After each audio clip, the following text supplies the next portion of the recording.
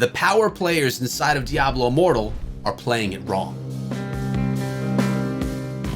What is up, my friends? My name is Echo, and today I'm here with Red October, one of the supporters of the channel, of the clan family, Scrappy Echoes, and someone that is a die-hard Diablo and Diablo Immortal player. Red, thanks for coming to the channel today, man, and thank you for the idea and the inspiration behind this video. No problem, Echo. This is something I've been chewing on ever since, the game dropped and even back in testing. And it's just been great, watching your channel grow, and even like the conversations that, we've been having one-offs has really been putting fuel on this fire that I've got. So I'm glad that you saw some value in it. Oh, 100%. And I think the title is kind of aggressive, right? Like that the power players and the diehard Diablo people are playing it wrong. And it's definitely not meant that way to single out anyone, but I think it was a really fun title for the video. With that being said, we had some conversations after running our Keon's Ordeal and after some of the events that we've played as Immortals or as the Shadows. And in those conversations, I've had some players who are free-to-play players, part of our family, saying how they are loving the game and how even though they're free-to-play, they really find that they are able to contribute to the clan and to all the events that we're doing, even though they're not the strongest players and even though they would still lose to the strongest players inside of the game. And that brought up a lot of ideas for me, like all of the things that people can do inside of the game as a free-to-play player, and all the ways that people can support even the heavier spenders inside that are maybe in their clans or in their immortal status or shadow status. Just because you're free to play doesn't mean you can't participate in everything and support in everything as well. So with that topic in mind, Red, how do you feel? And kind of where are you? Everyone knows in the channel that I've spent $230 in the game. Actually, it's been now 235 because I just bought the battle pass this morning. But yeah, I've spent that much, and I'm gonna probably be a $5 to $15 a month spender, battle pass, and maybe the boon. How about yourself? Let everyone know how you spend first of all, and then let's get into your thoughts on being, a low spender inside of the game. Yeah, no, I'm definitely a low spender. I mean, in all honesty, I'll pull up my number right now if I can find it quickly. Sure. I'm probably like, $50 or $60. I spent half of that in the beta, and then the other half, with the game dropping recently. And even then, of all of that, it was, the battle pass, it was the boon of plenty, twice on both of those, and then, honestly, platinum for one and only one goal. That's because I needed to start a clan. Mm-hmm. And I wanted to get that out of the way, day one. So like that was, my biggest spend on the team. Like it was totally for the clan that we have. I don't have, and the Prodigy's Path, which I thought was a great value. But other than that, it's like, I'm definitely a small fish in that pond, and to hear things like you said, the $1 million a day that they've been making. That's not from my pocket, I can tell you that now. Yeah, I mean, we need to think about this as well. Like, I play a lot of mobile games. Mobile games make a lot of money, even just from battle passes. I played Clash of Clans, Brawl Stars, I played Clash Royale, a lot of the Supercell type games. And in conversations I've had, because I've been out to Europe and spent time with the developers over there, we get to see some numbers, not ones that I could share, but they make a lot of money daily on mobile games. And part of that is because the Supercell games are very successful. A large player base. We know that there have been over 10 million people downloading Diablo Immortal, which also is a very large player base. And when you spread out even small spends, right, that adds up to quite a bit. Now, I don't know how much it adds up according to $1 million a day. Definitely some whale status is in there as well. People spending, thousands of dollars and maybe even more. But there's also a lot of players. I'd say at least 50% of people that have played Diablo Immortal and never spent even $1, never even a battle pass. But it's not really a discussion here today to talk about spend and all that. I just wanted to kind of put into perspective where we are as players. But how do you and how do people from the Scrappy Echoes feel being a free-to-play player, and what do they do? What can they get out of Diablo Immortal, even if they decide they don't even want to buy the battle pass, but they just want to grind and play? Yeah, it's one of those, like, when you think about when you're going to be the free-to-play, let's just put it that way, and you're just going to sit there and grind. A lot of people are going to do it where they, grind by themselves. It's a mobile game. It's easy just to jump in for a couple minutes, whatever it is you're doing in the background or not doing. And it's just me running around. I'm going to nail out my bounties, or I'm going to nail out my contracts. Since, by the way, I'm a shadow. Hmm. The rest of the scrap, yeah, goes. You guys are immortal, but I'm going into your vault trying to steal you. Like I can do it on my time, and really push the bounties and whatnot. When especially going back to the title that I had suggested of like the power players are playing it wrong. Like if I quantify, some of the things like the complaints that we hear online, the people that are really complaining about the game capping out level caps and whatnot. Many of those people are the power players, and I'm not saying they're wrong. They're playing the game they want to play, and that's fine, and you still can, but there's a ceiling, and all of those power players are really hitting that ceiling, and it holds them down, it slows them down, and I can understand where they come from. But most of our free-to-play players don't play like that. But when we go to our clan, like we'll take them, case in point, this week we had the drop for the new content for the month, the new Heliquary boss. I myself am not strong enough. I don't have the combat rating to jump in and take on Vitath worth anything. I'm well below the 2,000 limit. I've still taken down Vitath on a combat 1, and I think, and I know we challenged combat 2. I think we managed to just squeak by courtesy of some strong people.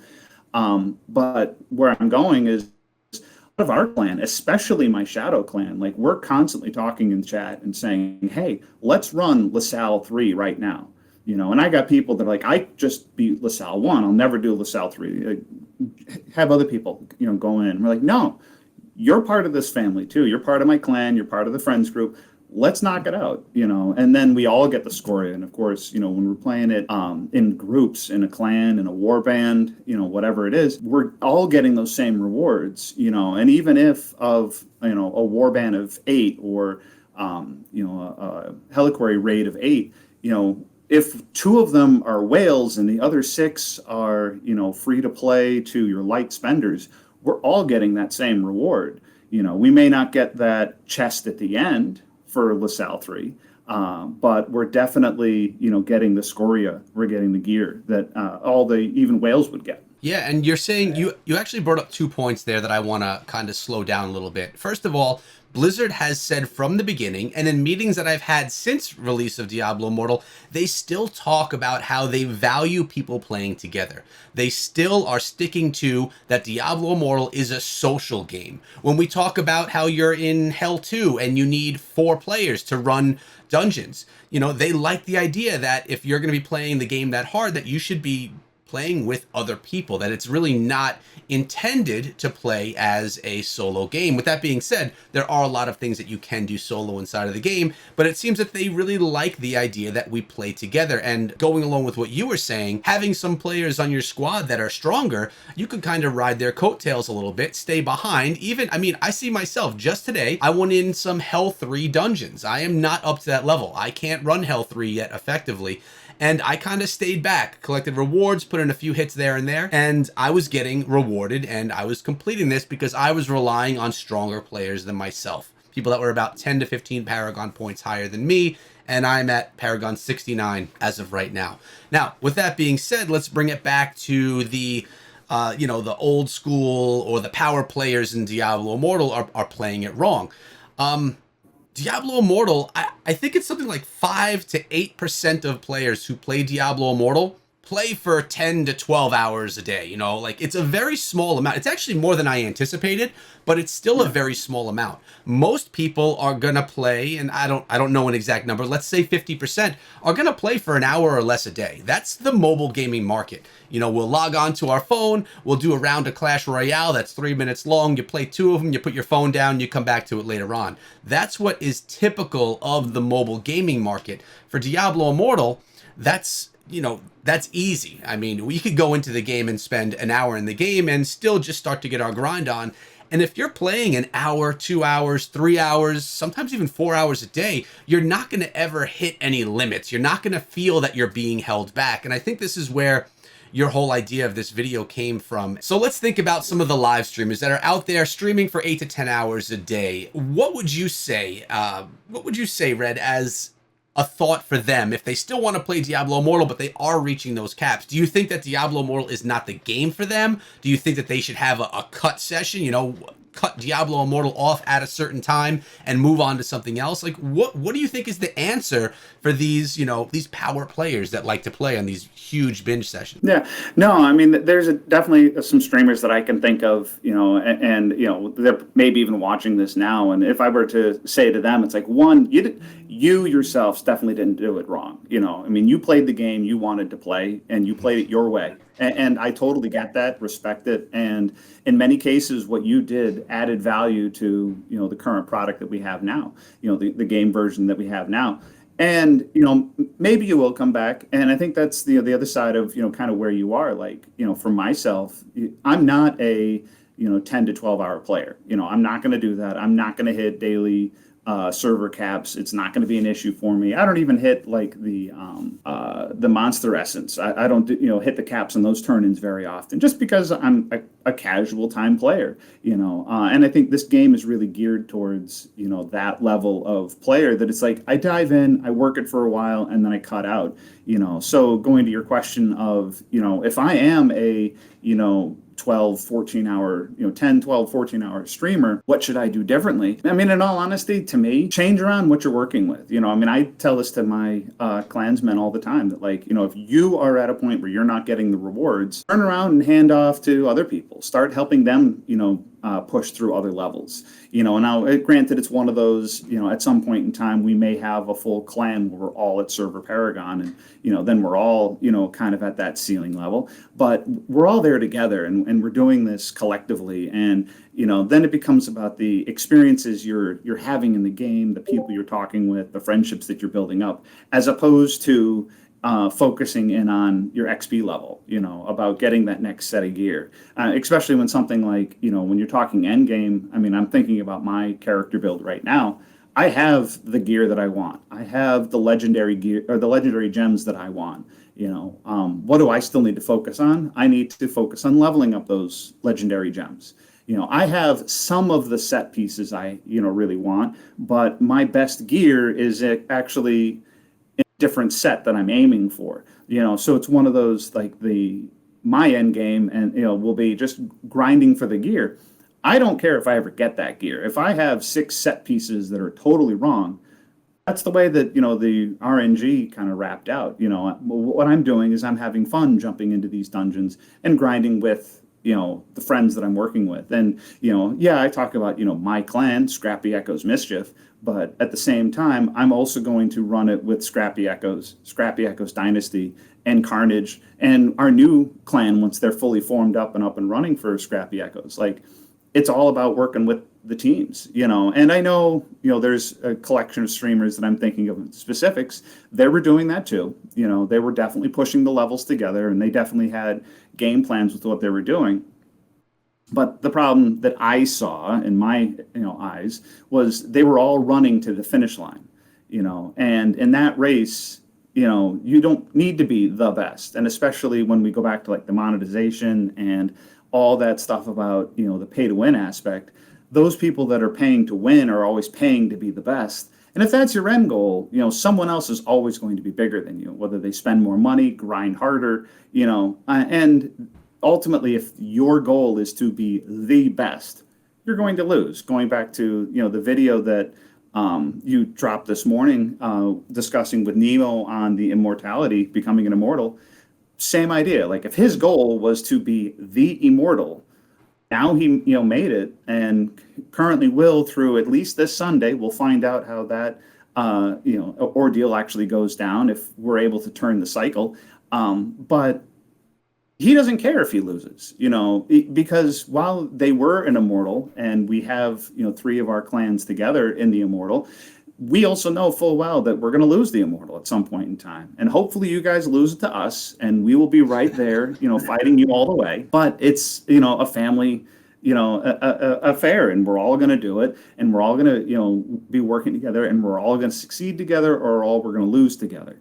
And I know that's the way that we did it when we talked about the first cycle of Strife 3 weeks ago. We either all won together or we all lost together.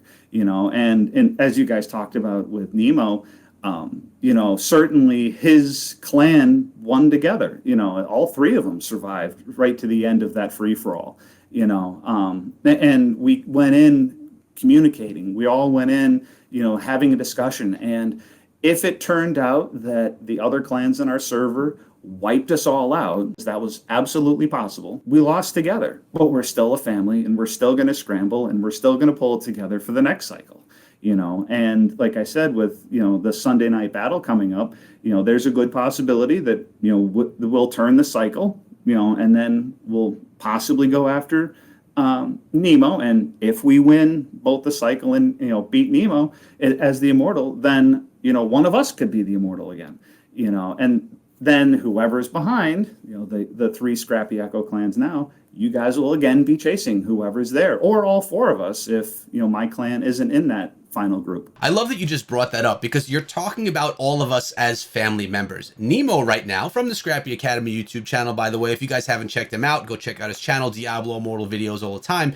We just had him and interviewed him because he is the immortal in the server. He is also in my clan, but he is not in Red's clan. Red is actually still a shadow, but as he said, we're still all working together. And when it comes to the time when he and his clan are gonna try and dethrone Nemo, it's going to be a battle. They're going to put out as much as they can, but it's also going to be a friendly battle. Like Nemo and all of us, we are going to fight as hard as we can to maintain immortal status. And Red and all of his shadows are going to try and dethrone us. And at the same time, we could all be friends, be all in the same server together, and kind of do it socially and enjoy it and try and make some branch of the Scrappy Echo family part of the immortal status. That's where a lot of this lies. And I think that's the takeaway, or one of the bigger takeaways from this video today. If you're able to play socially and do it not for you just having the strongest barbarian inside of the server.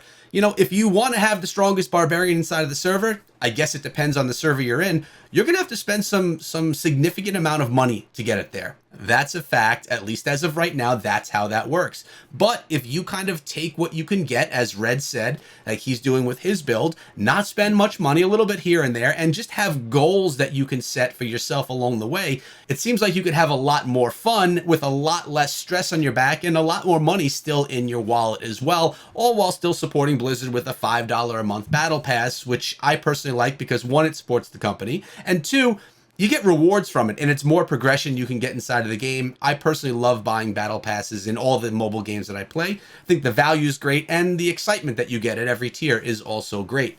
Now, Red also mentioned that in advice to the 10 to 12 hour streamers, something that we see in mobile games a lot, let me use Clash of Clans for example, is alternate accounts.